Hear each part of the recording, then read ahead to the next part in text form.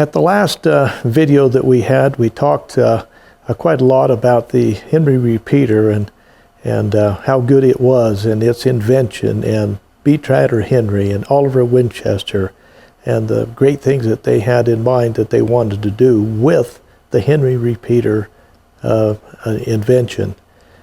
Today we're going to be talking about the 66 Winchester, which is a close cousin of the Henry repeater, the 73 Winchester, which now is a lot different than the Henry repeater, and the 66, and the 76 Winchester.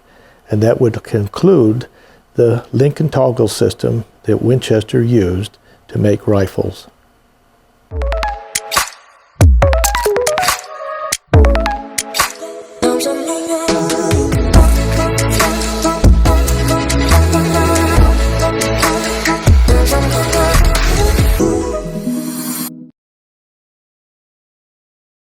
The Indians loved this rifle. Of course, everybody else did too. But they called it the Yellow Boy because of the brass action. This particular one is a carbine. I've, in the collection, got a rifle too. And Winchester, as he started moving, not so much with the Henry, but with the 66 and all the rest of the lever action rifles he had carbines and rifles and sometimes muskets. And he gave a whole array of different options that you could get with them too. He was trying to keep everybody happy. And so you'll notice that this one here is a little different, and it's a lot the same as the Henry repeater that we just had. Keep in mind now that Oliver Winchester is by himself without Beatrider Henry. So Oliver Winchester hired a designer and a plant superintendent by the name of Nelson King. Nelson King developed what was called the improvement patent. And the improvement patent is a port on the side that lets you load up through the magazine instead of having to take it in the other direction. So now you didn't have that large opening in the base of it. You were able to put a forearm on it because you didn't have that spring coming back and forth. And so that became something that was a kind of a byword with Winchester, and all the rest of his lever action rifles had loading ports like this, except for the model 1885. The 1895, excuse me, was just a little bit different. Now, this one initially shot the same cartridge, the 44 flat Henry rimfire, still with double firing pins. It had the saddle ring, which would denote the carbine form.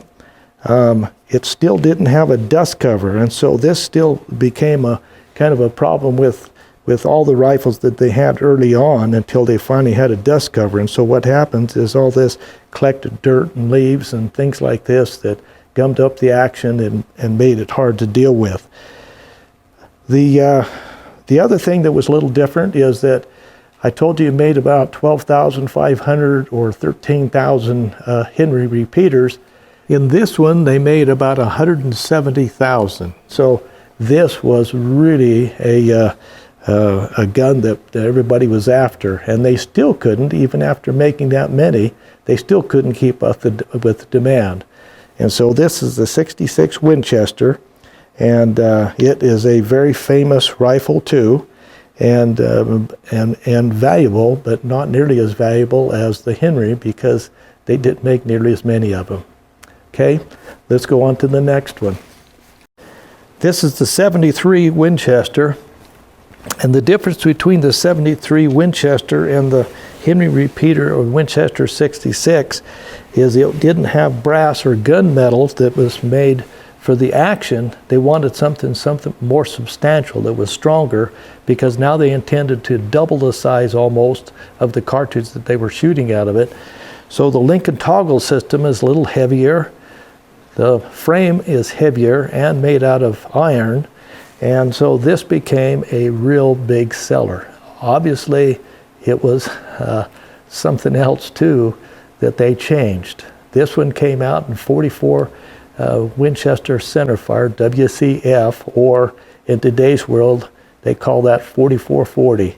And so that 4440 actually was about double the power of the Henry repeater 44 flat Henry rimfire.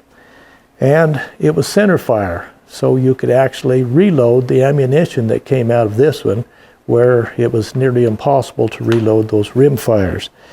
They made it at first only in 44-40.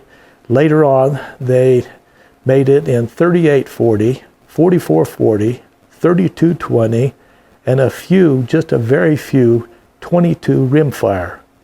And so it became quite a gun. The other thing is, well, the 66, they made about 60-some thousand. I'm mistaken on that, about 160-some thousand. The Henry repeater, they made about 12,000 to 15,000. This one, they really put all out to build the guns, and they made about 720,000 Winchester 73s. They made a movie about it, Winchester 73, and one of the few movies that was ever made about a rifle. And so the 73 then became one of the greatest rifles of the American West, used by both the red man and the white man. And it was nicknamed the gun that won the West.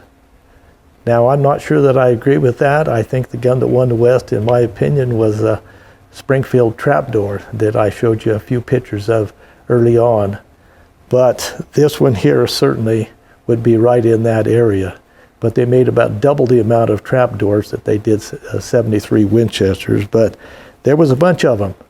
And it was center fire, reloadable, and was a great cartridge.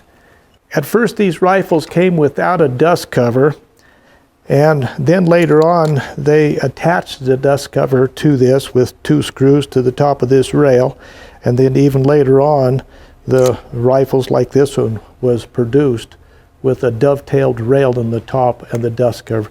Now, with that dust cover, it opened up automatically when you worked the action. And then when you closed it, it stayed open, and then you just had to close it.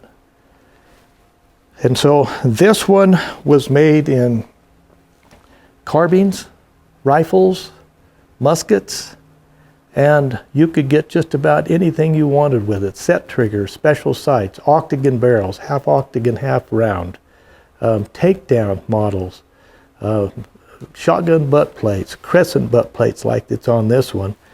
And Winchester kind of prided himself in selling exactly what the customer wanted. And so this became one of the iconic guns of the American West. And so that's the lever action Winchester 73. Okay, now the last one we're going to talk about today is the Winchester 76. Now the Winchester 76 is really a unique gun.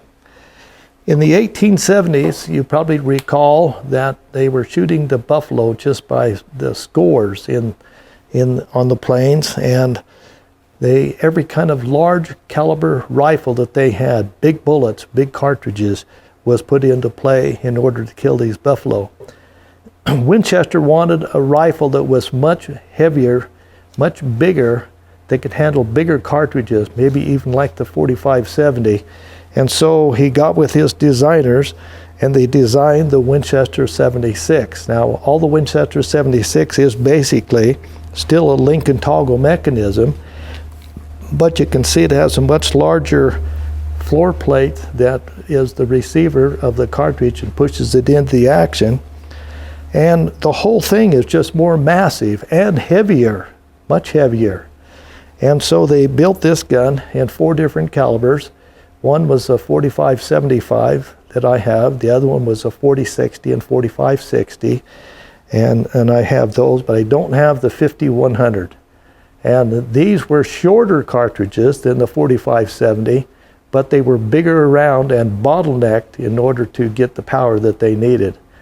But they had to really beef up the link and toggle system underneath these plates in order to stand that kind of pressure and stand those bigger cartridges. Well, they put them out in 1876, and so the world calls this the Centennial model because this was the '76 was the 1 year or the 100-year anniversary of the United States, and they started selling them, but they didn't sell well. Winchester couldn't figure it out. He thought, gee, if they liked all the rest of the lever actions, why didn't they like this? But the reason they didn't like it, it was so long and so heavy, and so the people liked something that was more light and more compact in order to handle on horses and other things. It had about twice to 2.5 times as much power as the 4440, but it was not a great seller. And so they made, I think, 60-some thousand, 70-some thousand of these guns, which really isn't even hardly enough to pay for the machining and everything that you had to do for those guns. But to the collector, it makes this a great find to find these, because they are so rare that there are some collectors that all they collect is just Winchester 76s. And when they first came out, they didn't have anything written on the receiver. This one's got 4060 written on the receiver. When they first came out, they only came out in 4575, and so that was the only cartridge they had. They didn't have to mark them because that's all it would fit in them. And so this is a great rifle. It shoots really smooth and flat. It's got a lot of power, nothing compared to a 4570 full load, but this is the 76 Winchester, and it is an iconic gun. And so I feel real lucky to be able to even have one. This is the last one actually that I got. Came with cleaning rods in the butt plate and so forth. So that's the Winchester 76.